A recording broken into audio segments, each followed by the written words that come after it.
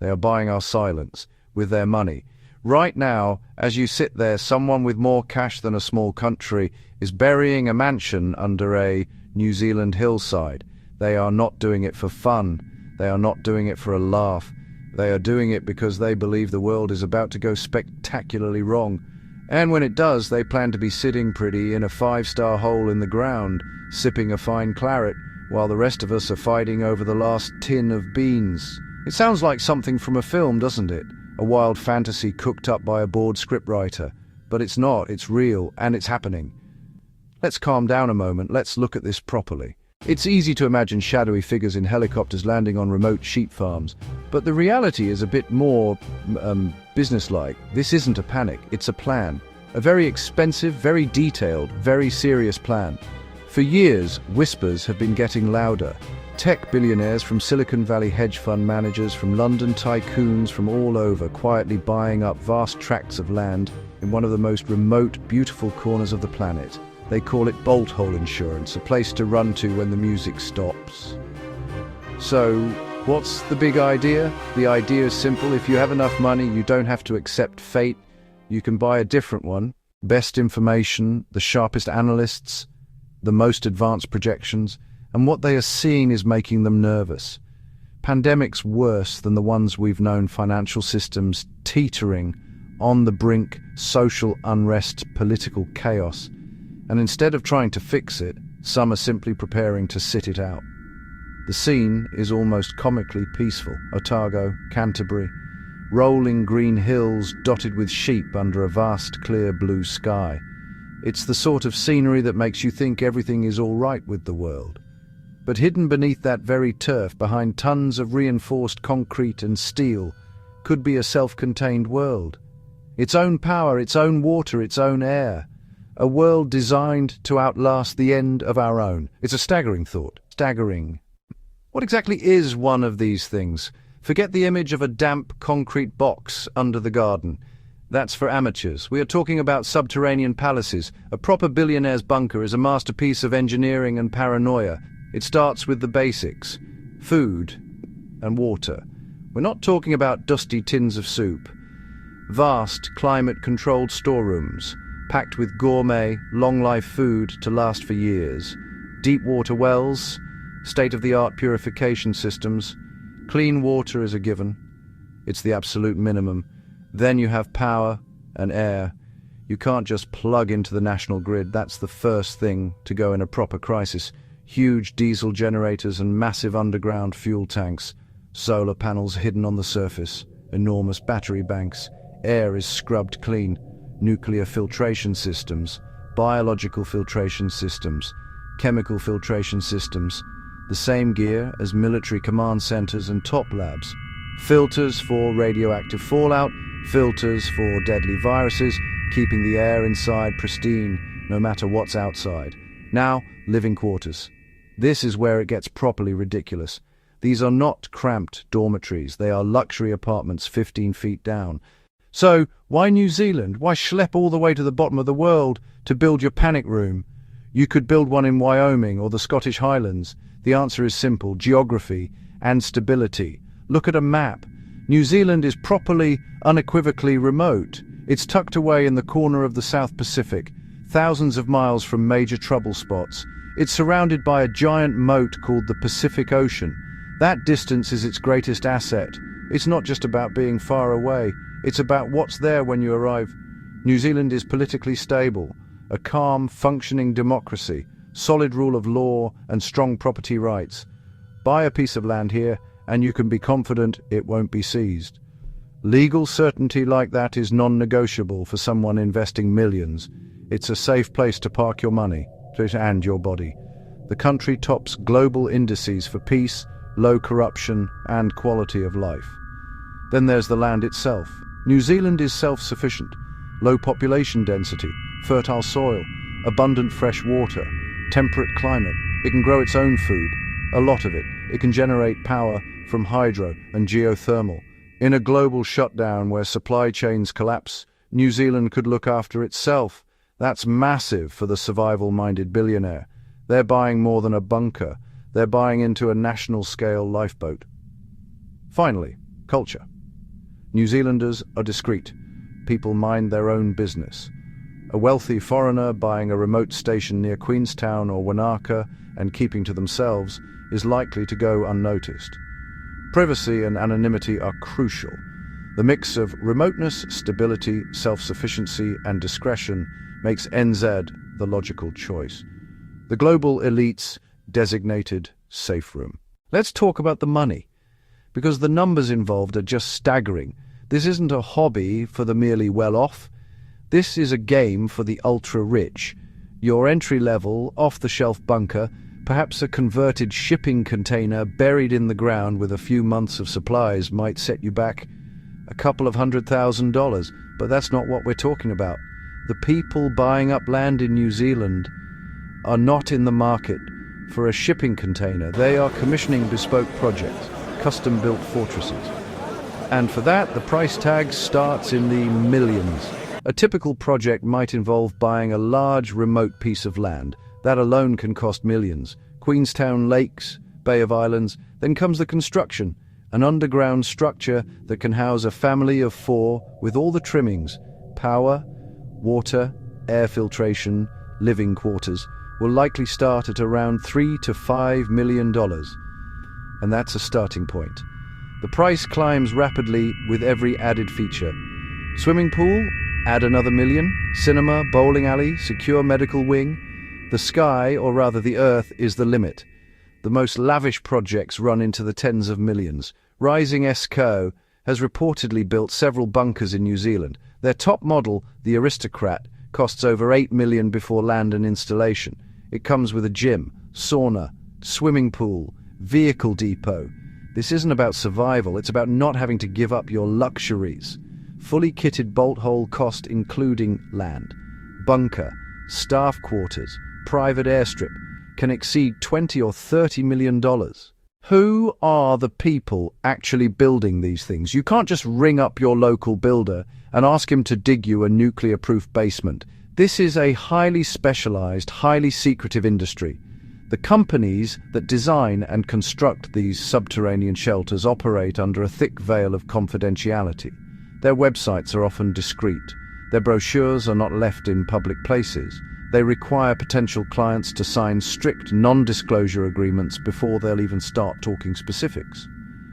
Their number one selling point after engineering expertise is secrecy. They are selling peace of mind, including nobody knowing your business. These firms are a mix of engineers, architects, security experts. They understand blast physics, ballistics, and long-term resource management. A company called Vivos, for example, markets itself as providing the backup plan for humanity. They convert massive Cold War-era military bunkers into shared underground communities. In New Zealand, the focus is more on private, bespoke shelters built on privately owned land. Companies like Rising Esco from Texas will prefabricate the steel structures in the United States and then ship them discreetly to New Zealand for installation. The process is a masterpiece of project management. First, the site selection. They'll survey the land for geological stability, water sources, and, crucially, discretion. Then comes the excavation, a massive undertaking, often disguised as something more mundane, disguised as digging a reservoir or as farm foundations. The prefabricated modules are brought in, often at night, and craned into the enormous hole. They are then connected, waterproofed, and buried under meters of earth with the landscape carefully restored so that from the surface, nothing looks out of place. The final stage is the fit-out. Electricians, plumbers, interior designers, they install generators, the air scrubbers, the water purifiers, and the complex web of electronics that runs the entire facility. They stock the pantries and furnish the rooms. Some companies even offer training for the owners and their staff. How to operate the systems, how to ration supplies, how to deal with the psychological stress of living underground. It's a full-service industry for the end of the world, delivering a turnkey solution for survival. Behind all the concrete and steel, this is a human story. It's a story about fear, deep existential fear. Imagine being one of these people. You've reached the absolute pinnacle of success. You have everything money can buy, and yet you are haunted by the feeling that it could all be taken away in an instant. When you see the fragility of the systems, you start to realize you can't just rely on the government to protect you. It's a profound loss of faith in the structures that are supposed to keep us all safe. For them, the only rational response is to build your own structure. But it's not just fear. For some, it's also about a sense of responsibility to their family. It's the modern-day equivalent of a medieval lord building a castle to protect his people from invaders. On the other side, you have the locals in New Zealand. For a builder or an earth-moving contractor in a small rural town, a big-money bunker project can mean work for a year. It can be a lifeline. One contractor in the Queenstown area spoke quietly about a project he worked on, describing it as the biggest bloody hole I've ever seen. He didn't know the owner, never met him. He just got his instructions through a project manager. He said, "It's good money, keeps the lads busy. What he wants to do with it is his business." There's a pragmatic acceptance. It's a job. They don't all just fly in and hide. Some buy a working farm and try to become part of the community. They hire local managers. They sponsor the local rugby team. They donate to the school. They want to be seen not as paranoid outsiders, but as good neighbors, who just happen to have a very, very secure basement. It's a complex picture. It's not just black and white. It's a story of fear. It's a story of responsibility. It's a story of pragmatism. It's a story of the very human desire to find a quiet, safe corner in an increasingly noisy and uncertain world. This whole business raises a rather large and uncomfortable question. Is it right? Is it fair that the wealthiest people on the planet can buy their way out of a shared catastrophe? When a crisis hits, be it a climate disaster, a pandemic, an economic collapse, it's a problem for all of us. The idea that a select few can simply check out and retreat to their private air-conditioned sanctuaries while everyone else is left to fend for themselves doesn't sit well. It feels like a profound betrayal of the social contract. We're supposed to be in this together, but are we? This is what philosophers call the ethics of the lifeboat. If the ship is sinking, who gets a place in the lifeboats? Should it be the people who are able to afford to buy a ticket in advance? Or should we prioritize the vulnerable? The bunker phenomenon suggests a world where the answer is simple. Those with the money get to safety. This creates a two-tier system of survival. There's one reality for the super rich and another for the 99.9% of the population who can't afford a multi-million-dollar hole in the ground. This can breed enormous resentment. It widens the already vast gap between the haves and the have-nots. Furthermore, you have to ask what this does to society. If the most powerful and influential people in the world have a private escape plan, what incentive do they have to solve the problems that are making them want to escape in the first place? If you know you can ride out the storm in comfort, are you really going to work as hard to stop the storm from coming? It could lead to a dangerous kind of apathy among the elite, a sense that the world's problems are no longer their problems, because they have literally bought their way out of them. This is a moral hazard on a global scale. Some would argue, of course, that it's their money, they earned it, and they should be free to spend it on whatever they want, including their own safety. They would say that personal preparedness is a responsible act, not a selfish one. Why should they be criticized for planning ahead? It's a powerful argument based on individual liberty and property rights, but it's an argument that rings hollow when the scale of the inequality is so stark. The bunker is more than just a building. It's a symbol. It's a symbol of a world where everything, even survival itself, is becoming a luxury good. For the small towns of New Zealand, the arrival of billionaire bunker buyers is a double-edged sword. On the one hand, it brings a flood of money into places that might not have seen much investment for years. When a wealthy individual buys a massive farm or estate, they often spend a fortune on it. They hire local architects, builders, landscapers, and security firms. This creates jobs, supports local businesses. The cafe in town gets busier. The hardware store sells more supplies. It can be a significant economic boost for a rural community. However, this influx of outside money comes with a serious downside. The most obvious one is the effect on the property market. When billionaires start competing for the most beautiful and secluded spots, land prices go through the roof. A farm that might have been affordable for a local family is suddenly snapped up for an astronomical sum by an overseas buyer. This prices local people out of their own communities. Young people who grew up in the area find they can no longer afford to buy a home there. It can change the entire character of a town, turning it from a living community into a playground for the absentee rich. There's also a cultural impact. A community works when people are invested in it, when they participate in local life.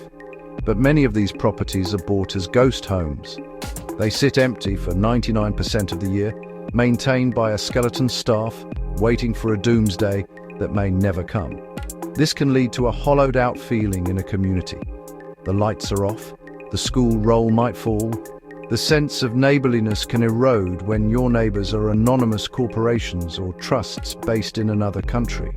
People start to feel like strangers in their own hometown. The New Zealand government has tried to address this with laws restricting the sale of land to overseas buyers, but there are always loopholes. Wealthy buyers can use complex legal structures, or they can apply for exemptions by arguing that their investment will bring significant benefits to the country. This creates a constant tension. How do you balance the economic benefits of foreign investment with the need to protect local communities and ensure that New Zealanders don't become tenants in their own land? It's a difficult, ongoing debate, and the bunkers are right at the heart of it. So what does all this tell us? It tells us that a small but influential group of people has lost faith in the future. They are using their immense wealth to build private safety nets, convinced that the public ones are going to fail. The bunkers, hidden beneath the green hills of New Zealand, are the ultimate expression of this anxiety. They are monuments to a new age of uncertainty. They are a physical manifestation of the gap between the super-rich and everyone else. The story is not just about concrete and steel doors, fear, inequality, and the fundamental questions of who we are as a society. But we shouldn't just panic or get angry, we should think. The existence of these bunkers is a symptom, not the disease itself. The disease is the growing instability and inequality in the world. The solution is not to try and ban the bunkers. The solution is to try and build a world where people don't feel the need to have them. That means investing in our public systems, strengthening our democracies, tackling climate change, and working to create fairer, more resilient economies. A world where everyone feels safe is a world where no one needs a private fortress. In the end, even the most sophisticated bunker is a gamble. No one knows what a real collapse would look like. Systems can fail, supplies can run out. The human element, the fear, the isolation, the conflict, is impossible to predict. A bunker is a plan, but it's not a guarantee.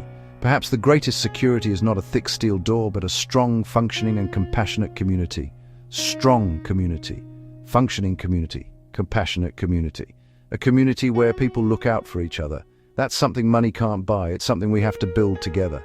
For now, the bunkers wait. They lie dormant beneath the quiet land, silent testaments to a deep-seated worry about tomorrow. They force us to look at our world and ask some hard questions. The story of the billionaire bunkers is not really about the billionaires. It's about us. It's about the world we are creating, and it leaves us with one final, simple question. If you had the money, what would you do? Would you build a wall to keep the world out, or would you build a bridge to try and fix it?